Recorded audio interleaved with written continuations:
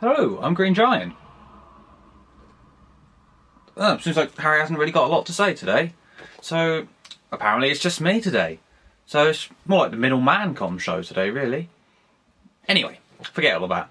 Today, it'll just be me, and I will be reviewing The Second Law, the 2012 album by Muse. So I've been a fan of Muse, really, since I've been listening to this sort of Origin Symmetry and Black Hole's Revelations.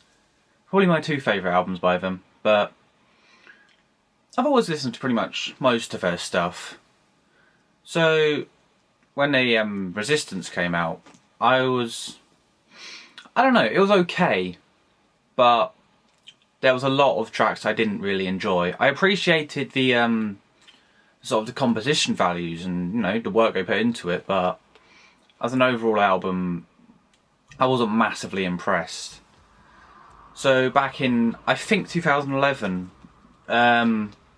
rumours started to come out about the second, well, it wasn't called The Second Law, and obviously they said, oh, a new Muse album's coming out, and I was just like, oh, cool, that should be pretty cool. But yeah, it's quite funny because I remember Matt Bellamy put on Twitter, I'm going to have to read this on my iPhone, sorry.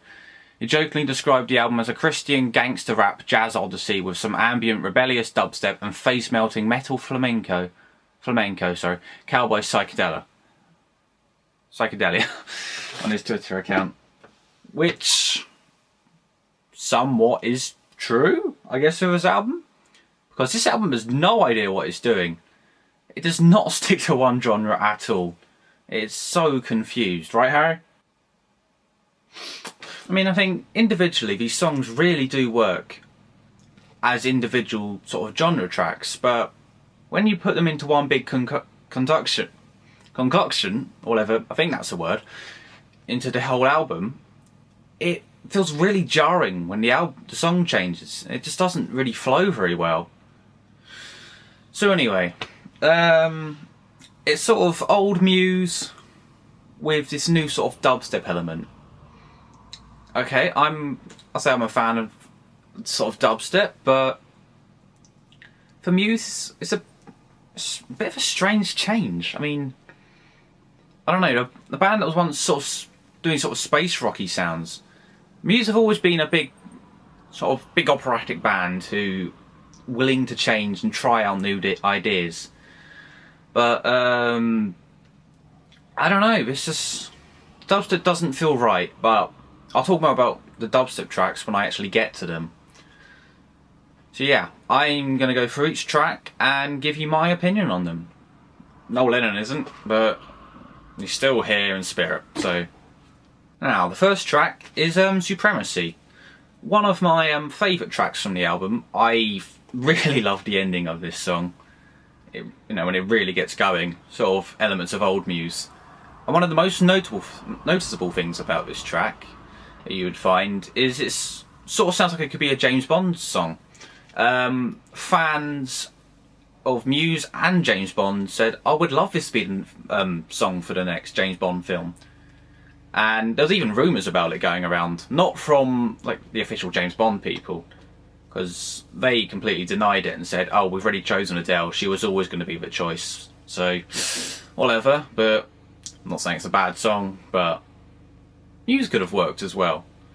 So, but anyway, getting off that, this is an example of one of Muse's great mixes. There's plenty of bass. It sounds really good, like I said, in the sort of the end parts when it finally builds up. I think the only thing is it's quite a long build up, but if you stick with it, it's definitely worth the ending. The next track on the album is Madness. Now, I will have to admit I have got a slight bias in my opinion on this track, as this, like I said before, I'm a music tech student, and this is one of the songs I'm having to remake. So, to be honest, I'm fucking sick of this song.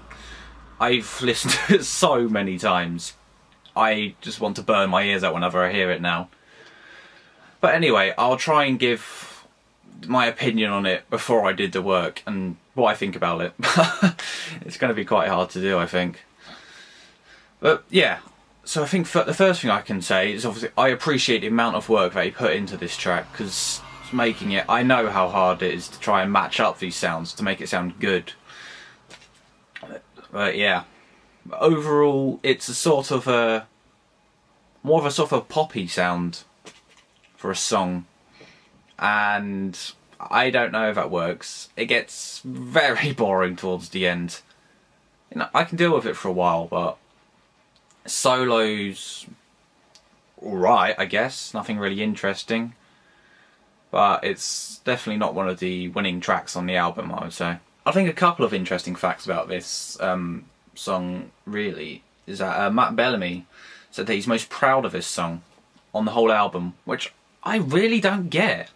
I mean, like I said, I know how much work obviously went into it, but on a sort of production values, obviously there's a lot in there, but it's very simple.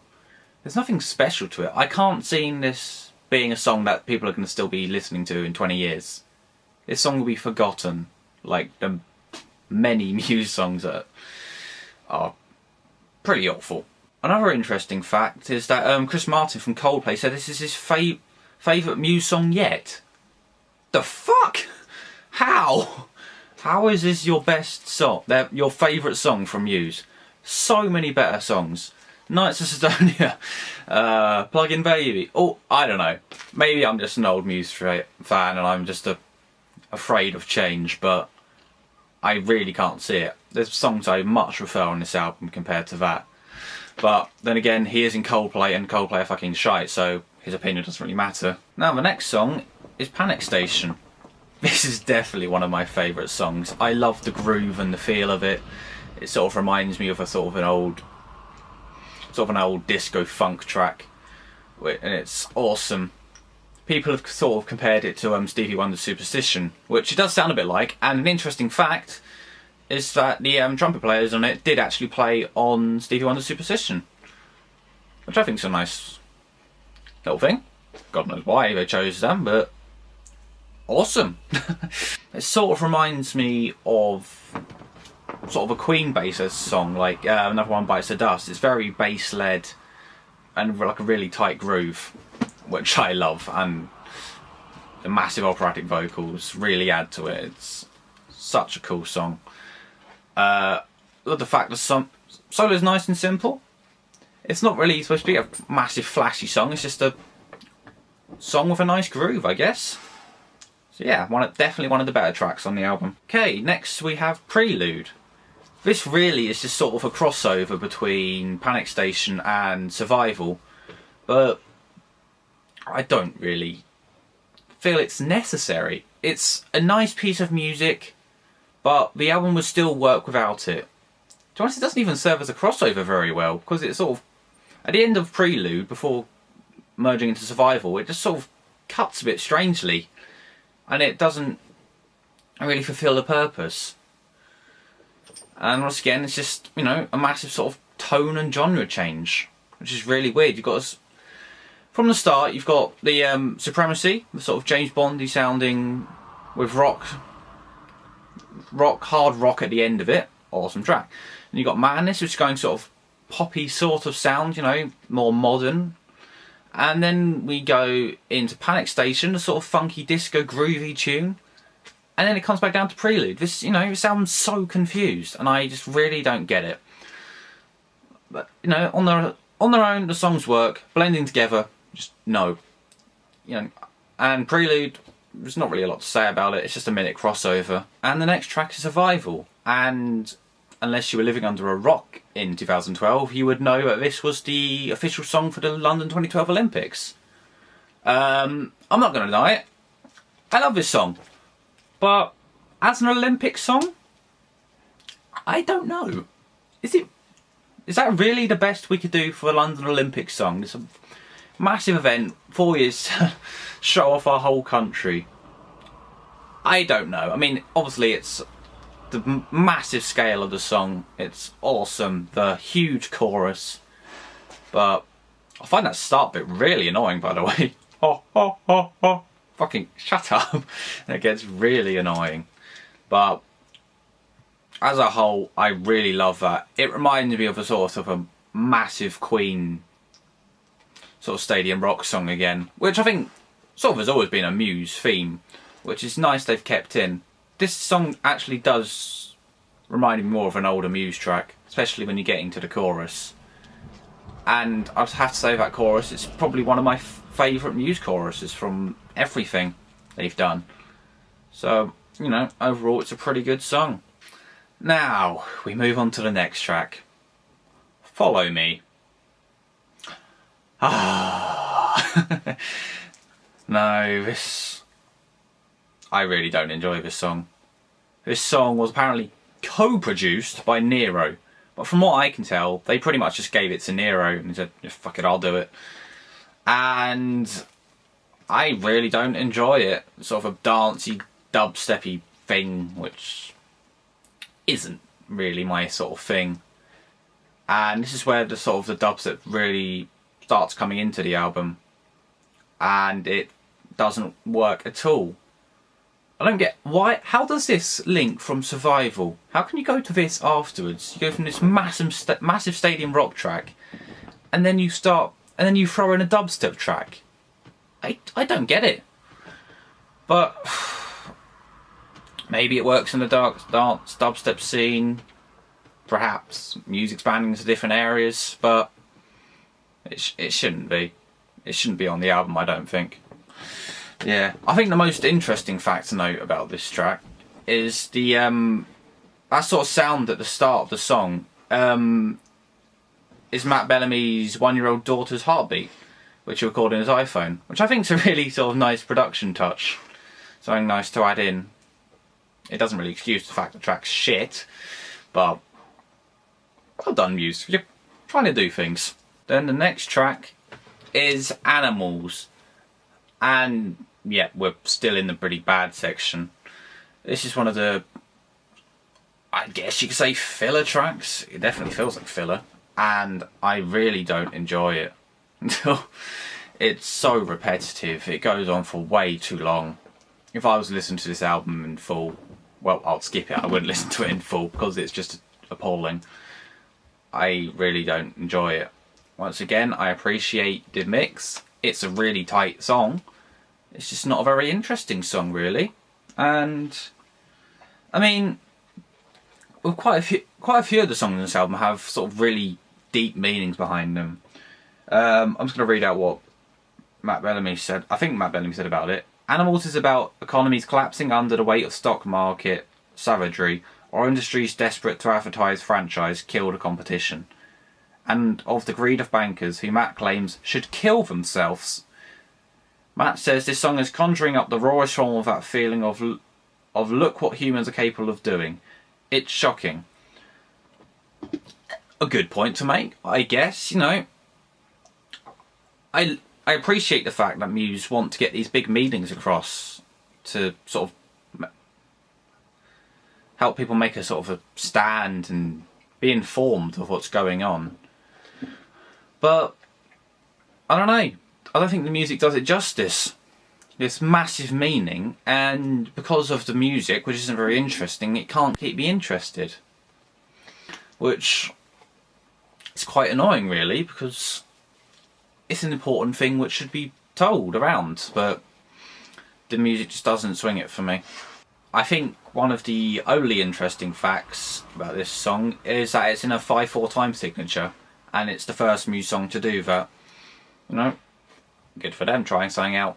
I think they said they took inspiration from that from a Queens of the Stone Age song. I can't remember which one, but I remember reading it somewhere. So anyway, let's move on to the next track. And the next track is Explorers. Sorry, there we go. This is a song lamenting dying crops and abused nature, inspired by Matt's concerns of industrial greed and business monopolies. Wow. You know, like I said before, it's a nice mix, with a very deep meaning, but yeah, it's not very interesting, is it, Muse? No. Feels very repetitive, and I would skip it again, I think. I appreciate the production again, work they put into it, but I don't know, I just don't feel it. Now the next track is Big Freeze.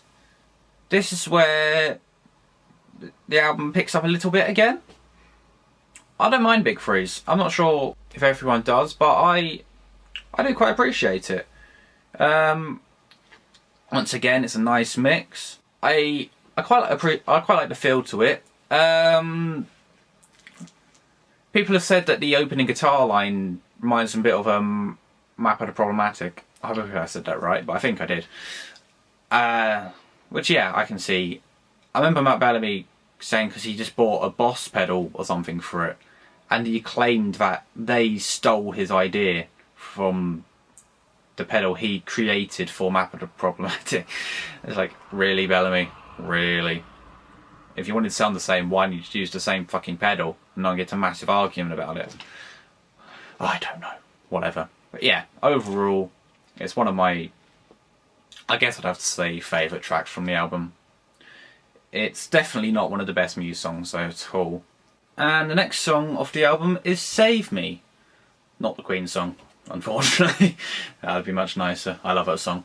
But this song, it's alright, once again. Like I said, it's one of the better segments of the album.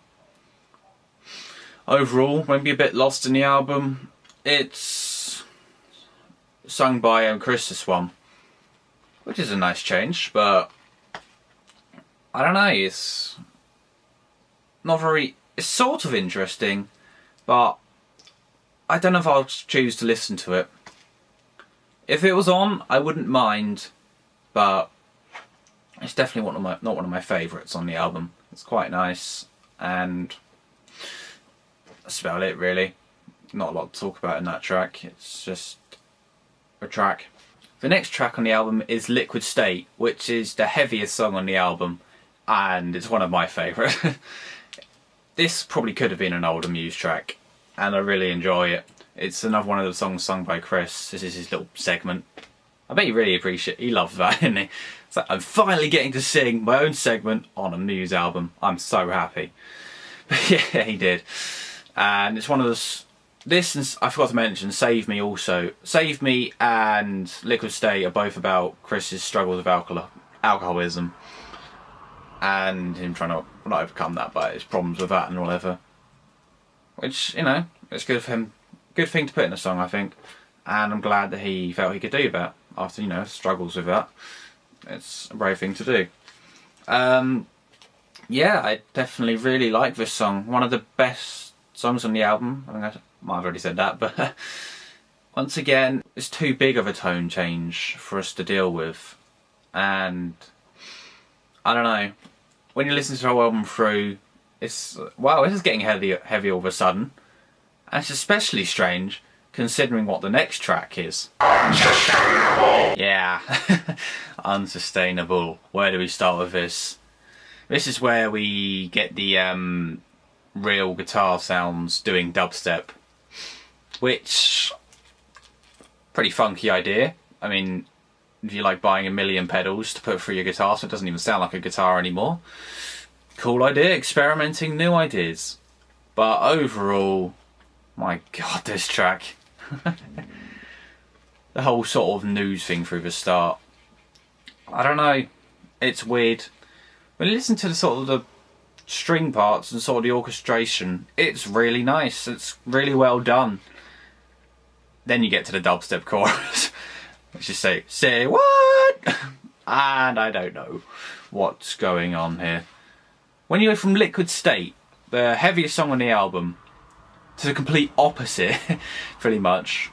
The sort of string things that start going into this dubsteppy thing in the chorus, with the weird robot saying unsustainable. And I don't know why this is here. I don't know, this is the whole sort of new dubstep part of the album, but I don't like it, and I don't appreciate it, really. I appreciate the sort of string parts at the start, if you get rid of the newsfeed, but as an overall track, it's not one I'd probably skip this. And the final track is Isolated System, which, out of the final two, I do prefer, but I'm still not a massive fan of it really. Yeah, this track's more sort of dance based really than dubstep, and I I don't know, it's got the news feedback in it again, but I don't know, it feels like not a lot more work's gone into it, but I don't know, the orchestration's just nicer, and the production I prefer out of the final two. But once again, you know, rapid genre change. I do quite like the sort of Exorcist sounding piano at the start. That's pretty cool. And you know, when the choir comes in later, it's really nice. But does it fit in with the rest of the album? You know, when you think back, you had tracks like Panic Station, going to Liquid State, you know, Madness. They're all different. Survival, really different tracks, which don't blend well together. So anyway, that's been the track by track. Overall, as an album, it doesn't really work. If every one of these songs was a single, you know, you could appreciate every one, I think, pretty much in its own way. And I'd get on with a lot more of them. Anyway, that was the track by track. And now for the conclusion. Harry? I assume he fucking loves it then. There you go, that's Noel Lennon's opinion. Now, my opinion. Basically, as a whole album, I don't know if it works. As individual singles, a lot of these songs I would really like. But when it's all combined into one thing, I don't know, it's very jarring, the tone changes and genre changes. It feels sort of just like a mixtape someone's created. They've put it all in. And a couple of songs, in fact, just feel sort of like remixes of a Muse song, especially Follow Me. I think another problem with these songs from watching YouTube videos of this being played live is that they really don't seem to work live that well. A lot of the sort of textures, because where they're not in anymore, get lost, and the mixes don't sound that good. I know what you're probably thinking, you know, well, you can't really judge a live concert from home. I mean, and I totally agree with that. But I don't know, it just really doesn't seem to work as well. Especially when they try and play tracks like Unsustainable. Especially Madness, actually. Madness is the one which really doesn't work live at all. And that's not because of my bias. It's really, I really don't appreciate it live at all. So yeah, so that's why I feel quite, overall, it's quite sort of hard to judge this as an album. Because I'm going to give it a lower score, but a lot of the tracks don't deserve that low score. Overall, out of 10, I maybe would give it sort of 5. Because the individual tracks are really good. But overall, it doesn't really work as a whole album. I know, they've taken the whole sort of second law, the law of thermodynamics, sorry. That was the idea they applied to this album. And, you know, there's lots of deep meanings within the album. But I don't feel they come across very well. And I don't know. I mean, I love the tracks. Some of the tracks, sorry. You know, massive over-the-top Muse at its best. Survival chorus, I'm looking at you. But I don't know. So yeah, the 5. I think that's where it's going to have to stay. Some of these tracks would get a much higher ranking. You know, Survival, maybe an 8 or 9. Panic Station, I'll probably give a 9 or 10. I love that track. So yeah, that's it really. I hope you've enjoyed my company, having me for company, but if not, then screw you. Normal services will resume.